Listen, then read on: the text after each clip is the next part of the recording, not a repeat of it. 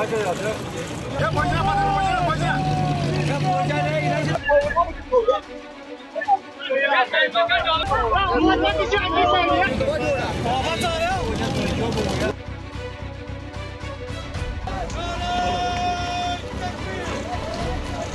अब इतना हैवी नहीं था जितना हम उम्मीद कर रहे थे।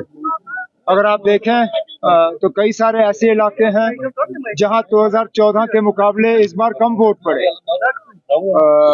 मैं अगर नूराबाद की बात करूं, नूराबाद में जहां 2014 में 80% वोट पड़े थे, इस बार कोई 20% कम पोलिंग हुई है वहां पे।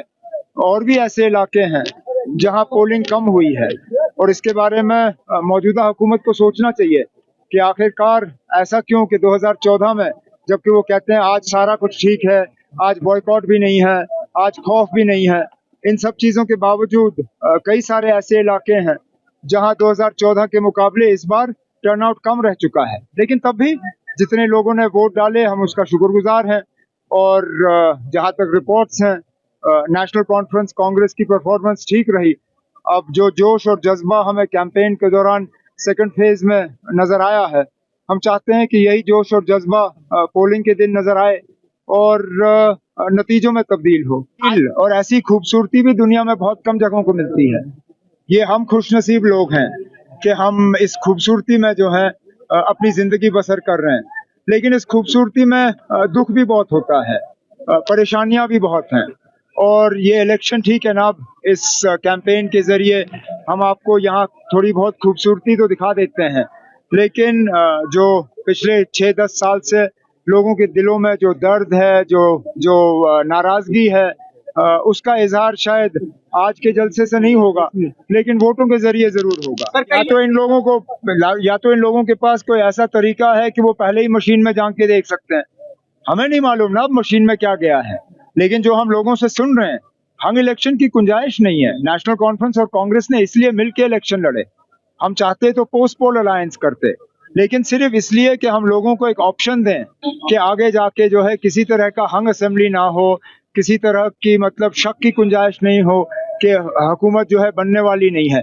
बीजेपी वाले चाहेंगे कि हंग असेंबली हो, वो तो चाहेंगे कि उनको एक बहाना मिले यहाँ गवर्नर रूल को जो है और इसको लंबा खींचें, लेकिन जम्मू कश्मीर के लोग इस बात की इजाजत नहीं देंगे। राहुल गांधी जी और आप बीजेपी के साथ अलायंस करेंगे ना। मैंने जब पहले ही कहा कि इसकी जरूरत ही नहीं पड़ेगी। आप 8 अक्टूबर तक ठहरिए, उसके बाद बात करेंगे। राहुल गांधी जी आ रहे हैं, अच्छी बात है ना, अच्छा है कि राहुल गांधी जी आ रहे हैं। उनको मुकाबला करना होगा जो मरकजी हुकूमत से इतने सारे लीडरान आए हैं।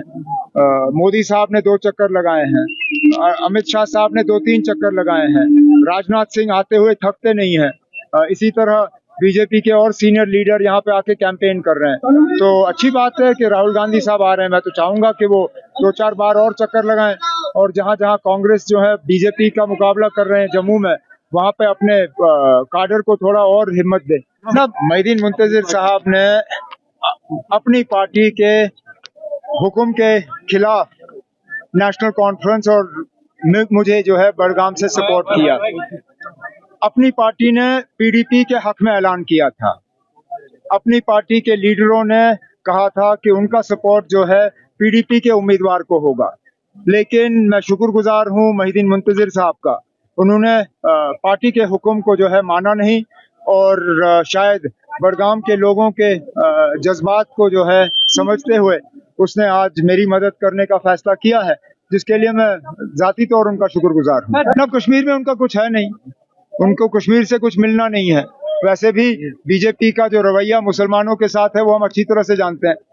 इस पूरे मुल्क में 16% आबादी जो मुसलमानों की है, उनमें एक भी ऐसा काबिल मुसलमान उनको मिला नहीं जिसको वो मरकजी हुकूमत में वजीर बनाए। जहां मरकजी हुकूमत में 14% लोगों की नुमाइंदगी नहीं है, वहां पे हम जानते हैं ना अब इनकी सोच मुसलमानों को लेके क्या है। सर अगर देखा जाए बीजेपी ना 5 साल के बाद बीजेपी के पास और यहाँ देने के लिए क्या है, वो और बेच क्या सकते हैं। यहाँ जम्मू कश्मीर को मिला क्या? जम्मू कश्मीर को जब कुछ हासिल ही नहीं हुआ तो मजबूरन फिर वजीर आजम साहब, वजीर दाखिला, वजीर खारजा और बाकी जो है वो इन 3 खानदानों की बात करते हैं। अगर अपना कुछ उनका होता तो शायद उनको इस तरह की बात करने की जरूरत नहीं पड़ती। अब हर सीट में किसी ना किसी के साथ तो मुकाबला रहेगा ही। इलेक्शन में तो यही होता है ना, कई सारे उम्मीदवार हैं मैदान में, कोई ऐसा सीट नहीं है जहां पे उम्मीदवार जो है नेशनल कॉन्फ्रेंस के खिलाफ ना हो। और आप देखें तमाम पार्टियां, छोटी बड़ी, मरकजी या रियासती पार्टियां, अगर किसी एक तंजीम को निशाना बना रही हैं, वो नेशनल कॉन्फ्रेंस को निशाना बनाते हैं। आजाद उम्मीदवार भी नेशनल कॉन्फ्रेंस को निशाना बनाते हैं। तो कहीं ना कहीं वो हम सबसे डरते हैं। उमर साहब, आप सेकंड फेज की पोल सर्वे नहीं करते, हमारा भरोसा लोगों पे है और हम उम्मीद कर रहे हैं कि लोगों का ये जो भरोसा है ये वोटों में तब्दील होगा और 8 अक्टूबर के बाद हमारी जो है अलायंस हुकूमत होगी यहाँ पे। देश दुनिया की हर खबर सबसे पहले देखने के लिए फॉलो करें Dainik Savera TV, YouTube, Facebook, Instagram, X और व्हाट्सएप चैनल पर।